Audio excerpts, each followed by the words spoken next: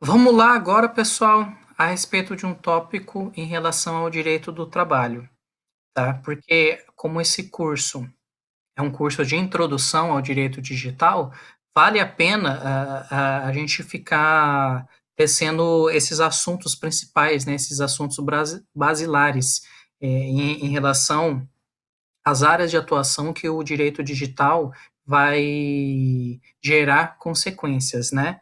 Então, vamos ficar tecendo essas questões para. Esse aqui vai ser bem interessante para você, colega, que atua nessa área, né, de direito de trabalho, direito do trabalho.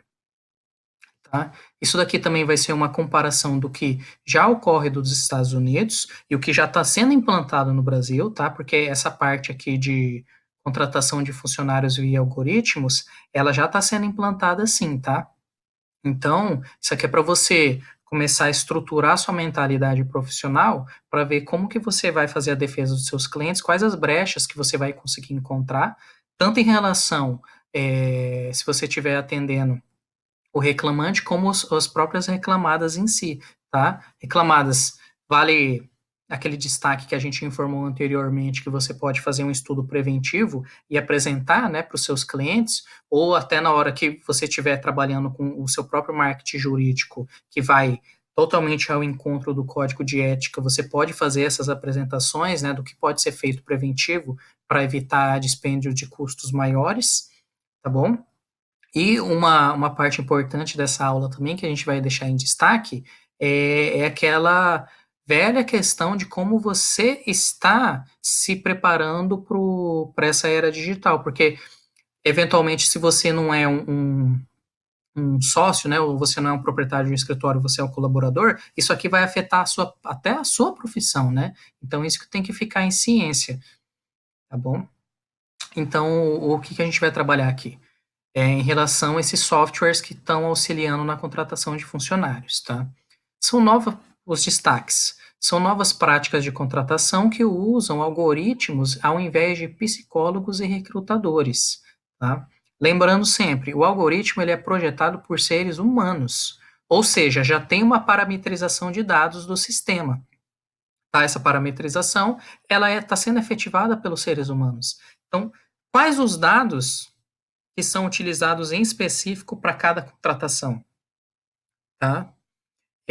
Aí aqui uma nova citação de um problema que foi informado lá no relatório da Casa Branca, daquela hora que a gente conversou a específico a respeito do relatório. Aí esse daqui é com destaque do direito do trabalho, tá? Dado utilizado no algoritmo.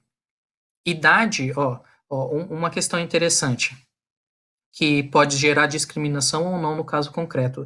Isso que vale a pena vocês ficarem com ciência e pensar a respeito, tá? Ó, um exemplo, a idade que o candidato tornou-se interessado em computação. Tá? Para vocês verem hoje, diversos segmentos, né? Por mais que a gente não atue diretamente com informática em si, vamos dar um exemplo, até a gente da área jurídica, nós advogados, né? A gente com certeza não precisa saber ter um conhecimento bem aprofundado a respeito de computação em si, né, de sistemas, a parte de engenharia de computação. Mas, com certeza, as coisas primordiais, os pacotes Office, os sistemas que a gente utiliza para fazer os protocolos, né, por exemplo, PJE, SAGE, as como que eu posso dizer, a parte de token, né, como que a gente vai fazer esse trabalho, a parte de relatório em si, a parte de sistema de gestão, tá, que a gente precisa utilizar hoje para agilizar nosso tempo de trabalho. Então, a gente precisa realmente ter um conhecimento mediano a respeito disso, né? Então, tudo isso gira em torno do exemplo aqui que está se dando, da idade que o candidato ficou interessado em computação, porque a partir do momento que você ficou interessado em computação mais rapidamente, você, por consequência, em termos lógicos, se for pensar bem, você tem uma experiência maior, tá? Então, tem estudos, o que o relatório deixou em destaque, o relatório da Casa Branca, tá? Que tem estudos que associam a computação a meninos com mais frequências, que alegam que os meninos, eles começam ter interesse, né, em computadores, em computação, enfim, num tempo mais rápido do que as meninas. Então, vocês imaginam se esse dado fosse utilizado para fazer contratação de um funcionário, ó. Caso esse dado fosse utilizado no algoritmo, poderia ocorrer a contratação de mais homens do que mulheres. Ou seja, um dado a princípio que não tem correlação nenhuma à profissão específica, qual que é esse dado? A idade média em que os meninos e meninas se interessam por computação pode gerar discriminação em detrimento de mulheres, tá? Então, é um exemplo mesmo de contratação de advogados, né? A, a, a princípio, esse dado realmente não seria relacionado à nossa profissão. Agora, você imagina se uma grande banca de advogados está utilizando um sistema algoritmo desse para fazer contratação de funcionários e nesse sistema está parametrizado que vai ser feita essa análise, entendeu? Então, isso que tem que ficar pensando bem, analisar no caso concreto a sua vida pessoal, como que você está se ajustando para auxiliar a sua profissão também, tá? Como que você vai auxiliar o seu cliente dessa forma, o que que você consegue enquadrar tanto na empresa, se você estiver auxiliando empresas, como no cliente, como que você vai conseguir analisar o caso em concreto para fazer a sua tese de defesa, né? Ó, o que a gente deixou em destaque é justamente isso. A Constituição Federal, o Código Civil, o Código de Processo Civil, o CLT, o Código Penal, dentre diversas outras leis esparsas, eles podem proteger vítimas desse tipo de discriminação, né? Que todos são iguais perante a lei. Porém, por causa de questões de transparência, propriedade intelectual, dados desconhecidos apontam processos desconhecidos, sendo quase impossível para um candidato a emprego perceber que foi discriminado, tá? Quase impossível. Agora, frise-se. Se você está do lado do reclamante e você já tem essa informação que a gente está passando e você vai fazer um estudo específico e pede prova também, laudos periciais em si, para verificar que houve essa discriminação, você consegue aumentar a probabilidade de êxito da sua causa. Você que possui um escritório que auxilia as reclamadas, as empresas, tá? E você já verificou que essa situação está ocorrendo eventualmente numa empresa que você atende, num cliente seu. Você pode ter sim um relatório e um parecer, né, e entregar para a empresa para que evite esse tipo de problema. Ou se eventualmente ocorreu já a demanda, né, a reclamação trabalhista, você também pode verificar como que você vai fazer a defesa nesse caso, tá? Um exemplo aqui que a gente está deixando, que eu vou acessar o site para vocês verificarem, de uma empresa que já trabalha nesse segmento, a McKinsey. Tá? Ela tem diversos trabalhos específicos, exemplos de casos reais, tá? Então vocês já vão poder começar a perceber como está sendo influenciado o mercado nesse sentido, tá? Aí isso aqui, o que eu já tinha acabado de comentar, esse outro destaque, né? Essa questão também vale para a nossa vida profissional. Como você está criando sua trilha digital, seu currículo digital? Você possui escritório próprio e está fazendo marketing jurídico legal para obter destaque no mercado? Você é colaborador de um escritório? Você está em busca de novas oportunidades?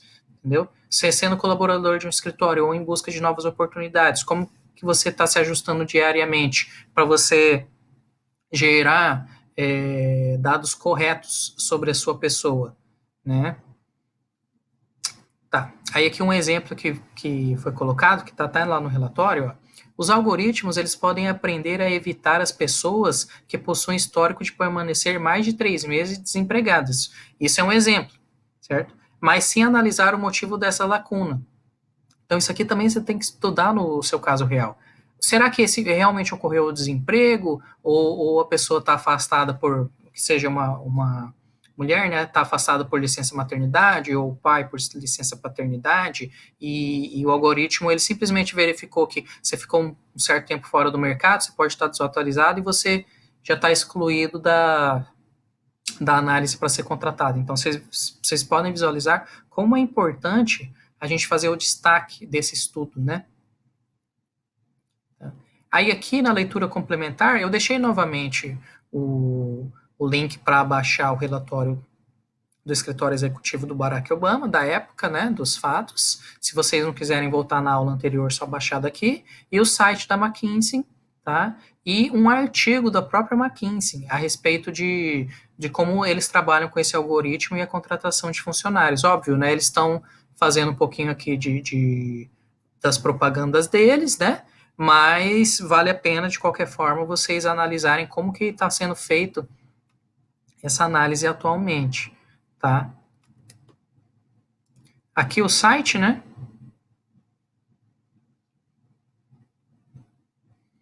Com diversas informações, tá? E vocês podem baixar alguns documentos aqui interessantes também, ó. Isso aqui é o artigo, ó. Análise de pessoas revelam 3 coisas que os recursos humanos podem estar fazendo de errado. Tá? O download do artigo, vocês podem ler o artigo no próprio site. Tá bom? E utilizar isso aqui conforme a gente tá deixando esse destaque a todo momento nas teses de trabalho de vocês.